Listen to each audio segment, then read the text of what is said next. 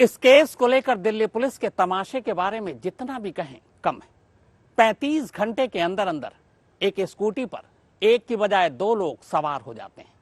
4 दिन बाद कार का ड्राइवर बदल जाता है और 5 दिन बाद यह पता चलता है कि कार के अंदर 5 नहीं बल्कि 4 लोग थे। जरा सोचिए, जिस केस की तफ्तीश का आगाज ही ऐसा हो, उस केस का अदालत में अंजाम क्या होगा। खैर छोड़िए, आइए अब आपको बताता हूं कि इस कहानी के 7 किरदार जो इस केस में शामिल हैं, 31 दिसंबर की शाम 6 बजे से लेकर 1 जनवरी की सुबह 8 बजे तक उनकी पूरी कहानी है क्या।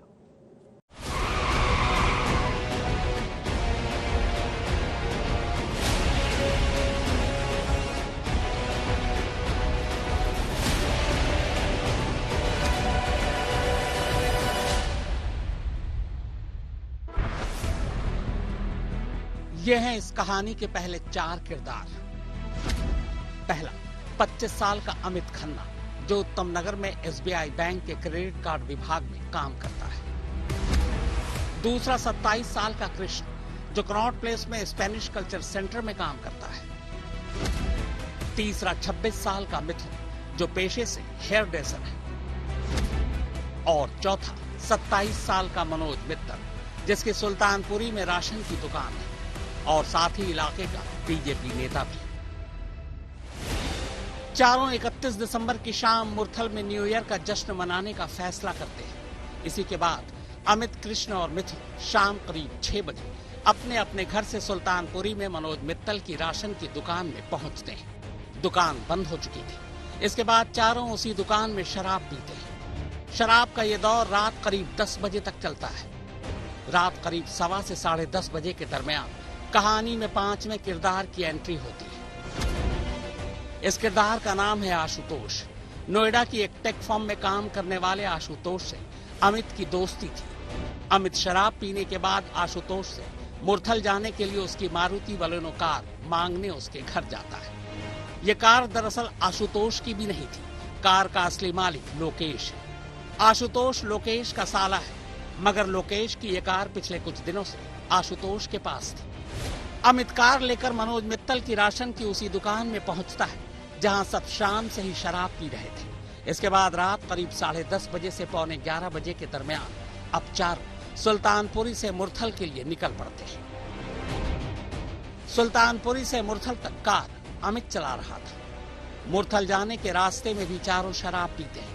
मुरथल पहुंचने के बाद चारों एक ढाबा में खाना खाते हैं।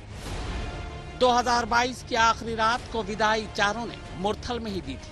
अब 2023 शुरू हो चुका था। चारों खाना खाने के बाद मुरथल से देर रात वापस सुल्तानपुरी के लिए निकल पड़ते हैं। वापसी में भी कार अमित ही चला रहा था। उधर दूसरी तरफ अंजलि भी 31 दिसंबर की रात अपनी दोस्त निधि के साथ न्यू ईयर की पार्टी मनाने अपनी स्कूटी से शाम 6:30 बजे ही घर से निकलती है। निधि को उसके घर से लेती है और फिर दोनों विवान होटल पहुंचते हैं। तब घड़ी में शाम के 7:30 बजे थे। 7:30 बजे से लेकर रात 1:30 बजे तक निधि और अंजलि होटल में ही रहते हैं। फिर दोनों रात 1:30 बजे स्कूटी से घर के लिए निकल पड़ते हैं।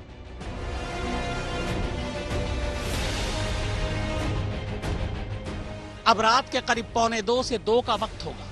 मुरथल से मारुति बलेनो कार में लौट रहे अमित, मिथुन, कृष्ण और मनोज मित्तल की गाड़ी ठीक उसी रूट पर थी जिस रूट से अंजलि और निधि स्कूटी पर घर लौट रहे थे। दोनों आमने सामने से आ रहे थे। एक जगह सड़क तंग थी। उसी तंग रास्ते पर अचानक मारुति बलेनो कार और जुपिटर स्कूटी आमने सामने से टक्कर हो जाती है।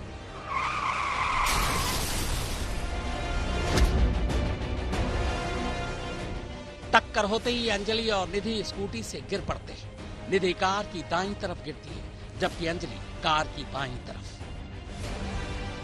हादसा होते ही कार में सवार लोगों को पता चल चुका था। उन्हें यह भी एहसास हो गया था कि एक लड़की कार के नीचे फंस गई।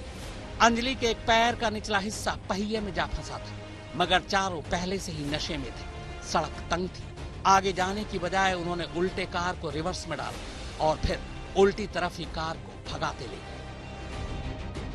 अब वो कार को सुल्तानपुरी लाडोपुर कट से होते हुए कंझावला मोड़ की तरफ ले जा रहे थे। उन्हें पता था कि उनसे एक हादसा हो चुका है, इसीलिए डर के मारे अब वो जानबूझकर ऐसी सड़क पर कार दौड़ा रहे थे जिस पर कोई पुलिस चौकी या नाका न हो।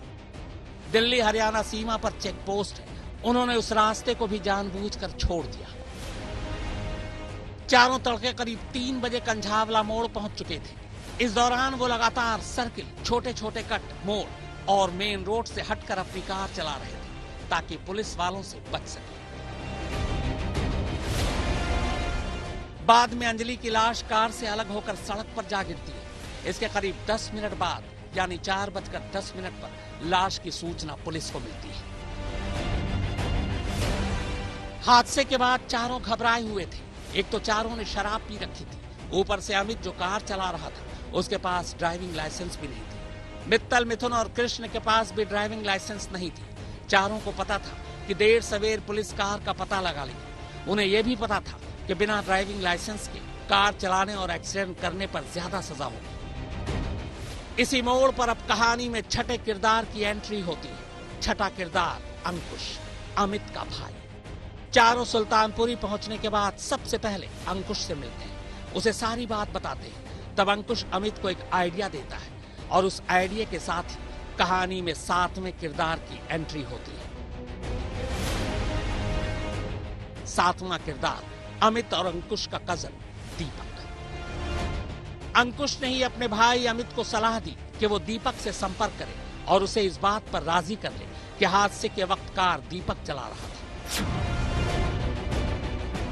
दरअसल दीपक इकलौता था जिसके पास ड्राइविंग लाइसेंस है। दीपक ग्रामीण सेवा की गाड़ी चलाने का काम करता है, यानी पेशे से ड्राइवर है। यह सीसीटीवी उसी वक्त की है जब चारों ऑटो पर सुल्तानपुरी से अपने अपने घर जा रहे हैं। चारों सुबह सुबह करीब 5 बजे अपने अपने घर पहुंचते हैं, लेकिन तब तक पुलिस को हादसे की खबर मिल चुकी थी। कार और कार का नंबर सीसीटीवी कैमरे में कैद हो चुका था। इसी के बाद सुबह करीब 8 बजे सभी को पुलिस उनके घरों से गिरफ्तार कर लेती है। इनमें वो दीपक भी था। बाद में पांचों पुलिस को यही बयान देते हैं कि दीपक कार चला रहा था और नशे की हालत में उनसे यह हादसा हो गया। पुलिस भी उनके बयान को सच मान लेती है, मगर बाद में जब अंजलि केस को लेकर लोगों का गुस्सा फूटता है और मीडिया में खबरें हेडलाइंस बन जाती हैं, तब पुलिस हरकत में आती है। इसी दौरान पुलिस जब कार ड्राइवर दीपक से सख्ती से पूछताछ करती है तब दीपक टूट जाता है। उसे वैसे भी पहले से नहीं पता था कि हादसा किस तरह का हुआ। उसने इसे एक मामूली हादसा माना था, मगर जब उसे पता चला कि कार में फंसकर एक लड़की की मौत हो चुकी है तब उसने पुलिस को सच बता दिया कि कार वो नहीं बल्कि अमित चला रहा था। सस्टेन्ड इंटरोगेशन के आधार पे ये पता लगा है हमें कि जो दीपक था वो उसने अपने आप को ड्राइवर बताया था, लेकिन इंटरोगेशन के दौरान हमें पता लगा है कि एक्चुअली जो गाड़ी थी वो अमित ड्राइव कर रहा था। और ये इसके हमारे पास साइंटिफिक एविडेंस हैं और 2 लोग जो जिन्होंने ये आइडेंटिटी किसी की कंसील करने की कोशिश की थी, ये ड्राइवर नहीं था अमित, उसके जो सहयोगी हैं उनको इस केस में अक्यूज बनाया गया है। दीपक के इस बयान के बाद पुलिस अब उसके कॉल डिटेल खंगालती है। तब उसे पता चलता है कि 31 दिसंबर की रात 11:15 बजे से लेकर 1 जनवरी की सुबह तक दीपक के मोबाइल का लोकेशन उसका अपना घर था, जबकि इसी दौरान अमित, मिथुन, कृष्ण और मनोज मित्तल का लोकेशन मुरथल से लेकर सुल्तानपुरी अलग अलग जगह दिखा रहा था।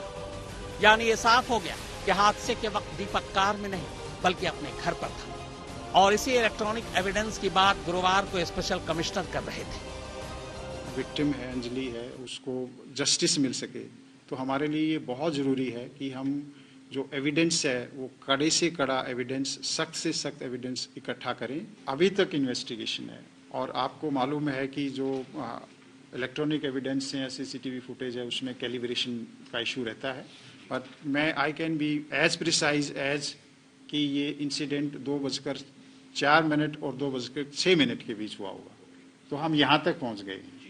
मैं ये भी कह सकता हूँ कि 2:05 पे हुआ है।